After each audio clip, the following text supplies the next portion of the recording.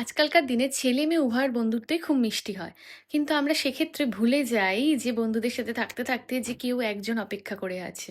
হয় হতে পারে সেটা কোনো ছেলে বা ছেলের ক্ষেত্রে হতে পারে সেটা কোনো মেয়ে অপোজিটে।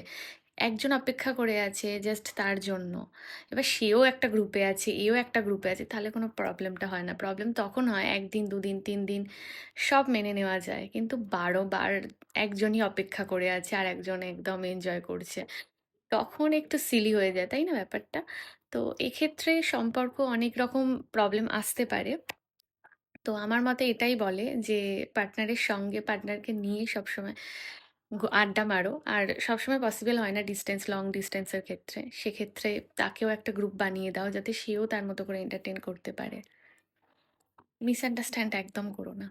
এটাই। কারণ সুন্দর, সুন্দর সম্পর্ক এই ছোট, ছোট কারণে নষ্ট হোক আর তো চাওয়া যায় না, তাই না? আজকালকার দিনে।